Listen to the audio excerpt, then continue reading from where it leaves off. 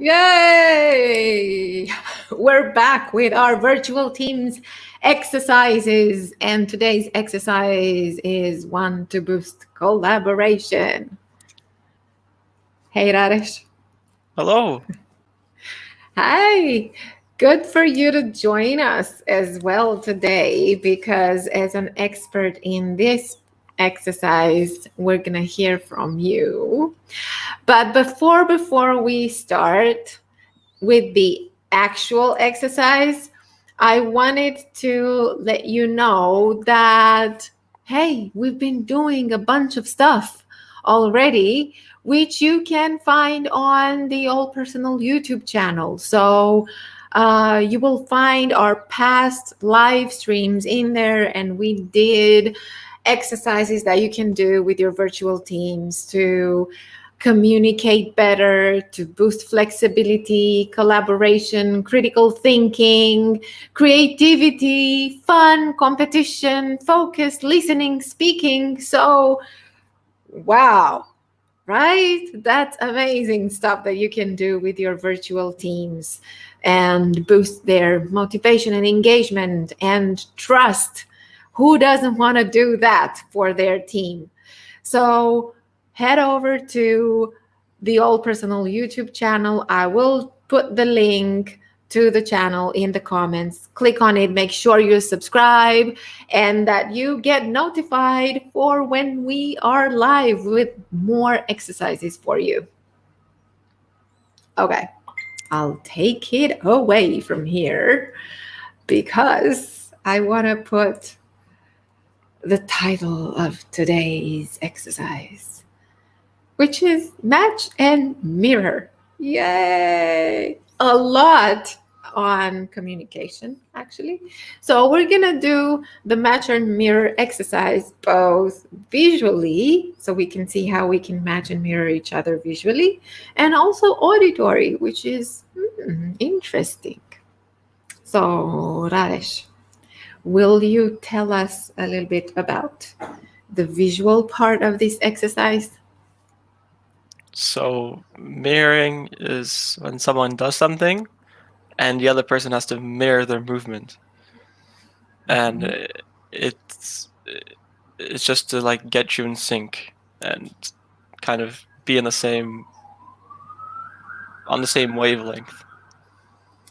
On the same wavelength. Yes, exactly. I love the sound of that, especially as for teams, this is going to be important, being on the same wavelength. So, okay, how are we going to do it? Let's start with the exercise and you lead the visual part of it. Okay. Okay. Okay. It's interesting because it's virtual, right? So, Yeah. okay. Okay. So, okay. See? It's hard. It's not. Okay. Wow. So, okay, so you're leading and I need to follow you Yeah. and pay attention to your movement and also remember the fact that I'm on the screen, like we're virtual. And this is also interesting for you when you're, which hand is okay? Yeah. Because you're leading, so how does that feel for you? Well, I'm trying to be slower so they can keep up. And I know it's hard because it's like online, which is harder than real life. So it's also hard for me to tell if I'm going like out of frame or something. Right? Yeah. But it's funny that you said that, yeah, because you need to move slower to make sure that I can actually follow up. And that, okay, the other one. And that's interesting because when we communicate, we don't necessarily think that we need to wait for the other person to be able to catch up. Yeah.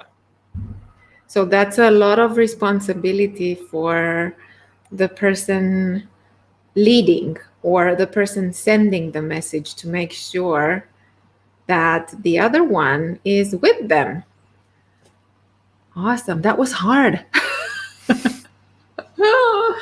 Okay. So that's an exercise that you can do with your team if you have breakout groups and they work in pairs, right? I think that's the only way you can. Or do you think if there are more people on the screen, you can have somebody leading and then the others following? Yeah, you can probably do that. Oh, okay. I think, yeah, that would be even more interesting.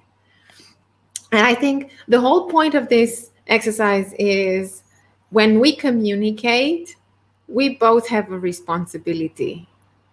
So I have a responsibility when I send the message over to you, and you have a responsibility in making sure that you're actually following me and you're paying attention to what it is that I'm saying and trying to get the message the closest possible to what I mean, right? And that's a good. We think it's just play and fun, but it's not, because it's a good exercise to practice matching and mirroring and paying attention to the person talking to us, and also as the person talking, paying attention and getting those cues to understand, are these people with me? Can they follow what I'm saying? Or do I need to adjust my message? Okay. And here is the second part. So we had the visual part of this exercise. The second part is the auditory matching and mirroring. And let's do it like that. I am going to share something on the screen and talk about it. And Rares will follow me and will follow what I'm saying. And that is, he doesn't know what I'm going to say, but he will need to follow what I'm saying almost as if we were both speaking at the same time. Right? That's similar to the visual matching and mirroring. This is the auditory matching and mirroring. Okay, so here we go. By the end of March, I have a special offer in complementary strategy sessions for people and teams. So if you are a mid to senior manager or a small business CEO and are leading a team, you might want to take advantage of this offer by the end of March. Okay, so that's exactly how it works. You were a pretty good follower. What helped you follow what I was saying? Well, some of it I've heard before, so I kind of knew what you were going to say before you said it. And the rest I just, tried to keep up. And I was trying to make sure that you can keep up because I wasn't speaking too fast as well. So, but what you said here is important. For us to be able to get the message, it helps if we're familiar with the idea, right? If as you are sending a message across, if you know that your audience is not familiar with that message, You want to make sure that you help them understand more of what you're saying. So watch out for the language that you use. If you use two words that are too business specific or industry specific that they might not be able to grasp if they're not familiar with that specific industry, or um, pace yourself. Try to speak slower just to make sure that they can follow, or try to speak to increase the volume, or try to see what it is that you can do, or ask them questions to make sure that they understand what you're talking about. Because the responsibility in communication is to both people who are communicating, not just the one who sends the message, but also the one who receives the message. But the person who's sending the message, make sure that these people can follow you. And that's actually a pretty powerful exercise for improving leadership skills as well. Because when you're leading, if people are not capable of following you because you move too fast, because you don't look for feedback to see if they can follow you, then are you really leading if you don't have any followers? So that's a question. Okay, that's a good question to ask.